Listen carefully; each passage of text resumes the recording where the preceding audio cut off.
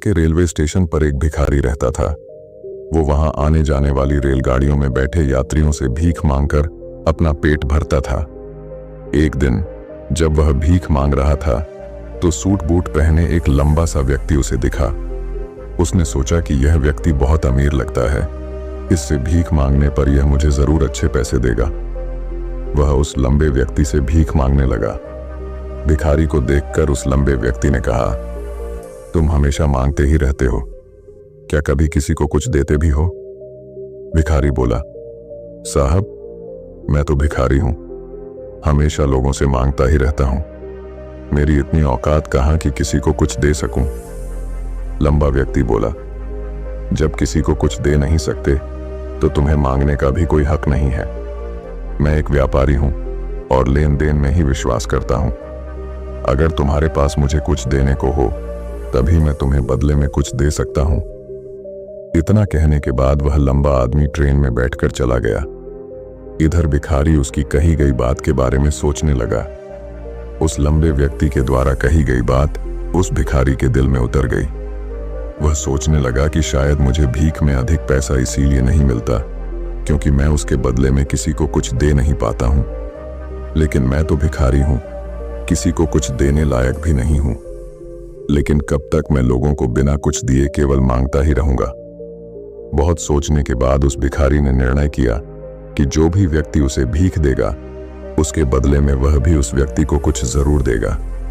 लेकिन अब उसके दिमाग में यह प्रश्न चल रहा था कि वह खुद भिखारी है तो भीख के बदले में वह दूसरों को क्या दे सकता है।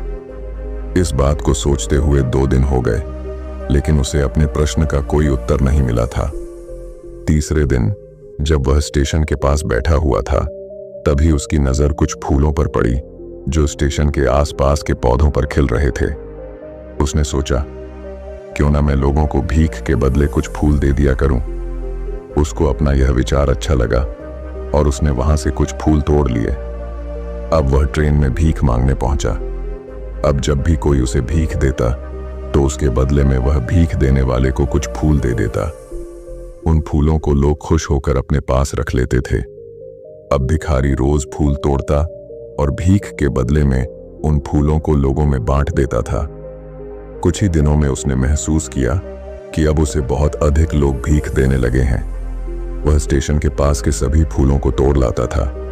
जब तक उसके पास फूल रहते थे तब तक उसे बहुत से लोग भीख देते थे, लेकिन जब फूल बांटते बांटते खत्म हो जाते तो उसे भीख भी नहीं मिलती थी। अब रोज ऐसा ही चलता रहा। एक दिन जब वह भीख मांग रहा था तो उसने देखा कि वही लंबा व्यक्ति ट्रेन में बैठा है जिसकी वजह से उसे भीख के बदले फूल देने की प्रेरणा मिली थी। वह तुरंत उस व्यक्ति के पास पहुंच गया और भीख मांगते हुए बोला, आज मेरे पास आपको देने के लिए कुछ फूल हैं, आप मुझे भीख दीजिए तो बदले में मैं आपको कुछ फूल दूंगा। उस लंबे व्यक्ति ने उसे भीख के रूप में कुछ पैसे दे दिए और भिखारी ने कुछ फूल उसे दे दिए। उस लंबे व्यक्ति को यह बात बहुत पसंद आई। वह बोला, वाह क्या बात है, आज तुम भी मेरी तरह एक व्यापारी बन गए हो। इतना कहकर फूल लेकर वह लंबा व्यक्ति अपने स्टेशन पर उतर गया। लेकिन उस लंबे व्यक्ति द्वारा कही गई बात एक बार फिर से उस भिखारी के दिल में उतर गई। वह बार बार उस लंबे व्यक्ति के द्वारा कही गई बात के बारे में सोचने लगा और बहुत खुश होने लगा। उसकी आंखें अब चमकने लगीं। उसे लगने लगा कि अब उसके हाथ सफलता की वह चाबी लग गई है जिसके द्वारा वह अपने जीवन को बदल सकता है।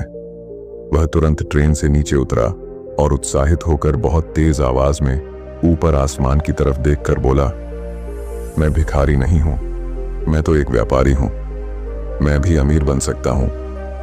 लोगों ने उसे देखा तो सोचा कि शायद यह भिखारी पागल हो गया है और अगले दिन से वह भिखारी उस स्टेशन पर फिर कभी नहीं दिखा। लेकिन 6 महीने बाद इसी स्टेशन पर 2 व्यक्ति सूट बूट पहने हुए यात्रा कर रहे थे। दोनों ने एक दूसरे को देखा तो उनमें से एक ने दूसरे से हाथ मिलाया और कहा, क्या आपने मुझे पहचाना? दूसरा व्यक्ति बोला, नहीं, क्योंकि मेरे हिसाब से हम लोग पहली बार मिल रहे हैं। पहला व्यक्ति बोला, नहीं, आप याद कीजिए, हम पहली बार नहीं बल्कि तीसरी बार मिल रहे हैं। दूसरा व्यक्ति बोला, मुझे याद नहीं, वैसे हम पहले 2 बार कब मिले थे? अब पहला व्यक्ति मुस्कुराया और बोला, हम पहले भी 2 बार इसी ट्रेन में मिले थे। मैं वही भिखारी हूं जिसको आपने पहली मुलाकात में बताया कि मुझे जीवन में क्या करना चाहिए और दूसरी मुलाकात में बताया कि मैं वास्तव में कौन हूं। दूसरा व्यक्ति मुस्कुराया और अचंभित होते हुए बोला, ओह, याद आया, तुम वही भिखारी हो जिसे मैंने एक बार भीख देने से मना कर दिया था और दूसरी बार मैंने तुमसे कुछ फूल खरीदे थे। लेकिन आज तुम ये सूट बूट में कहां जा रहे हो और आजकल क्या कर रहे हो? तब पहला व्यक्ति बोला, हाँ, मैं वही भिखारी हूं, लेकिन आज मैं फूलों का एक बहुत बड़ा व्यापारी हूं और इसी व्यापार के काम से ही दूसरे शहर जा रहा हूं। कुछ देर रुकने के बाद वह फिर बोला, आपने मुझे पहली मुलाकात में प्रकृति का वह नियम बताया था जिसके अनुसार हमें तभी कुछ मिलता है जब हम कुछ देते हैं। लेन देन का यह नियम वास्तव में काम करता है। मैंने यह बहुत अच्छी तरह महसूस किया है, लेकिन मैं खुद को हमेशा भिखारी ही समझता रहा। इससे ऊपर उठकर मैंने कभी सोचा ही नहीं।